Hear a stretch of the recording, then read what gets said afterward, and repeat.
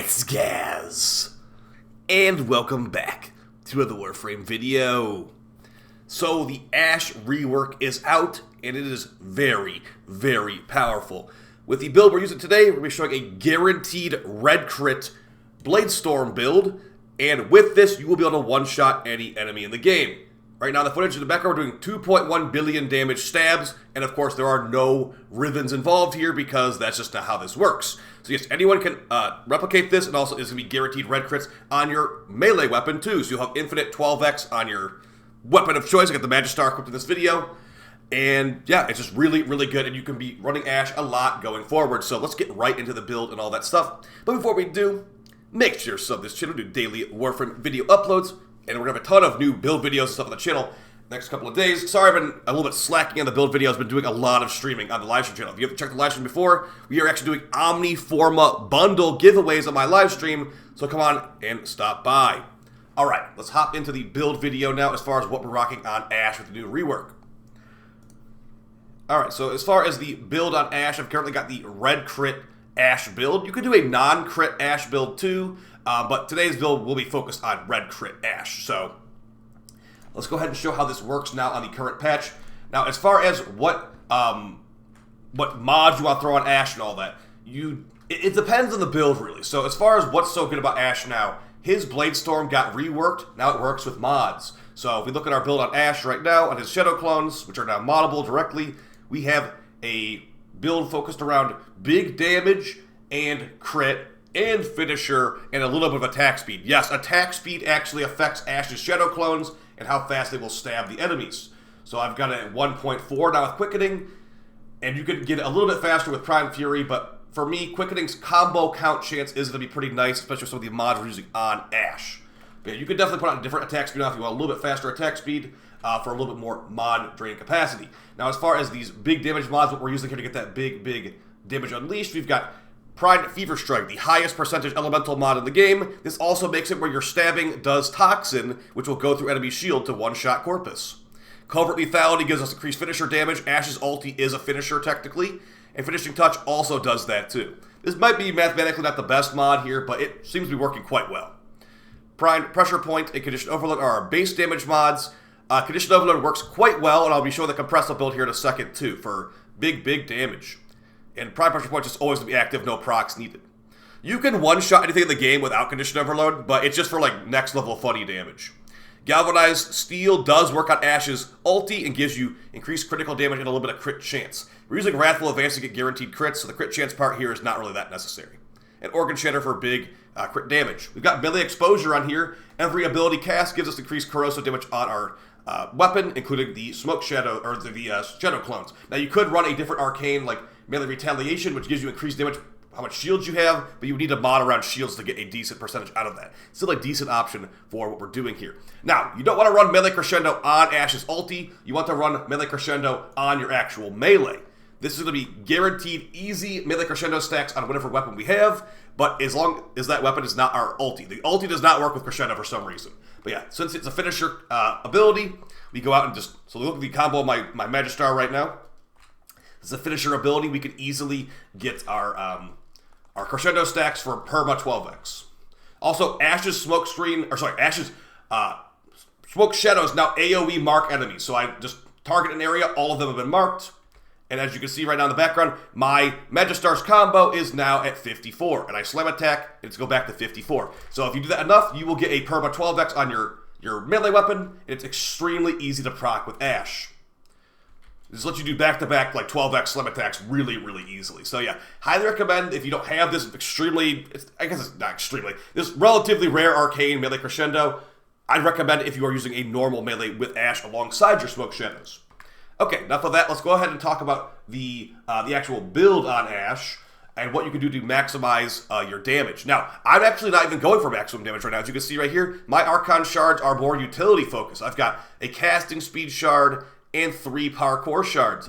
I technically could have taken these off for more damage, but it just wasn't even necessary. With the amount of power we have with this build, we're just about right to have guaranteed red crits.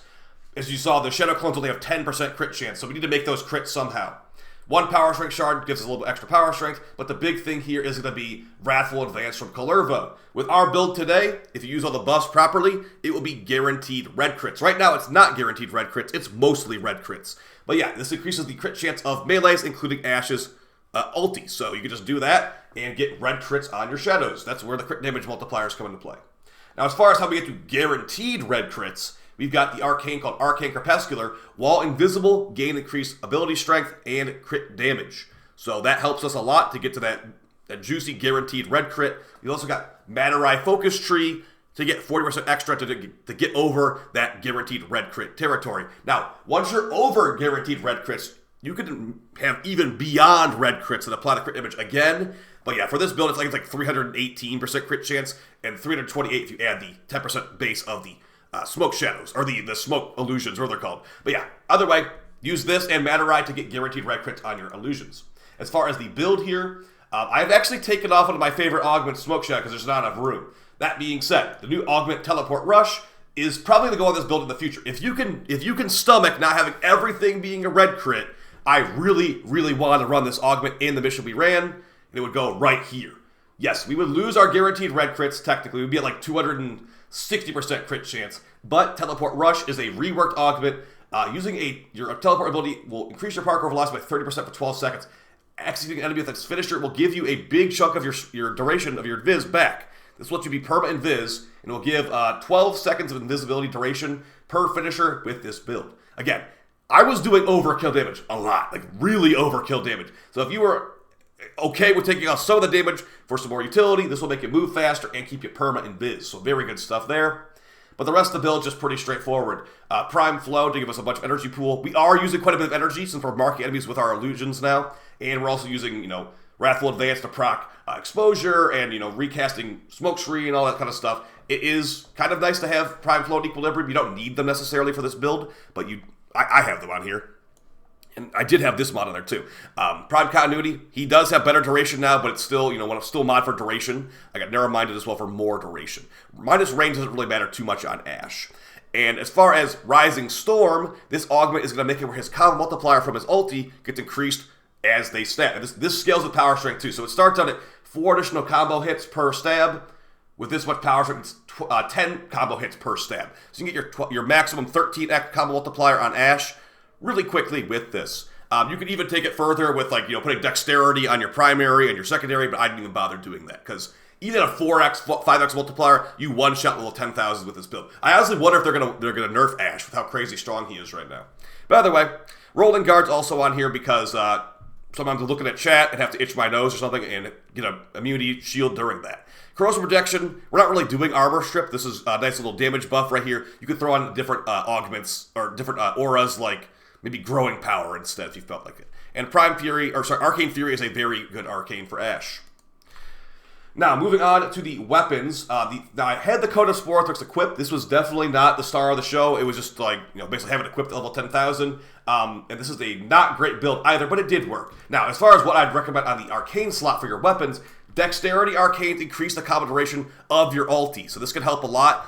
And it'll also get stacks from your ulti too, so you'll have maximum damage on your primary and secondary if you have Dexterity equipped as Ashe. So you can literally have 3 Arcanes equipped on all your weapons. On your melee, have Crescendo, get it stacked up with Ashe, have Dexterity on your secondary and Dexterity on your primary. All those Arcanes would all be max stacked because of your ulti. So yeah, really good stuff there. Now, as far as a ton of procs to get the most conditioned overload on these enemies, I've got the Kompressa. Keep in mind, if you're looking to form with a Kompressa, there should be a Kompressa Prime in the next couple of months with your Rally Prime access. And the Riven on this one is multi-shot and status chance.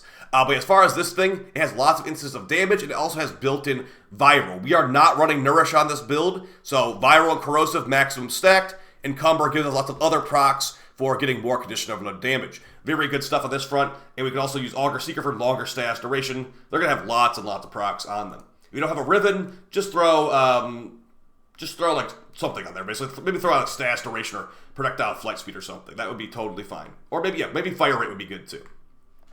Now, as far as the final things pulling this build all together, we got the Panzer Build with the 4x4 antigens and mutagens. Now, the reason this thing's so good is because we're not running Nourish. This thing will give us viral procs. We can proc viral individually with our Kompressa. This thing's going to throw AoE viral all over the place. Additionally, while it's doing that, the Synth Deconstruct mod, enemies injured will have a chance to drop a health orb. That helps with our Equilibrium mod to give us, again, no Nourish here, so we're going to get easier energy sustain through that. Additionally, we get even more crit damage from Tenacious Bond, and also more fire rate from Reinforced Bond on our weapons that we're not using that much. You could literally just do this whole thing, no procer required, just stab. Just go and stab, basically. Stab, stab, stab, and you will just win. You can target enemies with Overguard with your stabbing. It's quite good. It's really, really good, actually. So, yeah, just to put this in perspective of how this all works, now that we've discussed everything, if you want to get your guaranteed red crits, this is what you do. You do double dash from Maturite Focus Tree, you activate Smoke Shadow, or you activate his 2, and then you cast Wrathful Advance. 328% crit chance on our weapons, or on our melee weapons, that is. We proc them up with this for big damage, and we just stab. So the Galvanized stacks will stack up to give us even more crit damage. And you're doing, these are guaranteed kills, by the way, right here. These stabs would be guaranteed kills on any enemy in the game, so not too shabby. And oh, by the way, there's a DOT after that as well. 300 million damage stab with a DOT afterwards. Not too shabby. Now, showing how it is without the crit, we can just go ahead and wait for Wrathful Advance to wear off. I can show you a non-crit build. Now, the non-crit build is not meant for this video. This is just meant for, like, maybe a future video, potentially. It's not actually looking that hot, right? Okay, maybe no non-crit build right now. You would just basically take off these 2 mods right here for like a Bane mod. Bane mods work now, so you could try that Bane mod. You could maybe even try Elementalist if you're not as worried about the upfront stab kill. From raw damage, you could do a DOT mod as well, but I would not recommend Blood Rush or Weeping Wounds. We're working with 5% base status chance and crit chance here, so you want to force the crit chance if you can. So that's basically it, guys. Ash Prime's rework, he's really strong. If you're looking for a good level 10,000 frame, this guy he's got you covered. And as far as, it getting nerfed, I don't think it will get nerfed. Again, it is a guaranteed kill button. If DE is okay with adding a guaranteed kill button to Warframe for any level, I'm okay with it. I mean, they remove stat sticks. We could kill these guys in 1 hit. Why not overkill them in 1 hit? So yeah, I'll see you guys on stream tonight. New Infested Coda weapons in about 5-6 hours, so I'll see you then. You guys have a great weekend, and we'll have the weekly reset video tomorrow. Also, I'll have more build videos on the channel as well. I need to not stream 12 hours every day or 17 hours on some of these days, and get some build videos out for you guys. So yeah, I'll be working on that. All right, guys, see you in the next one. Take it easy. Peace.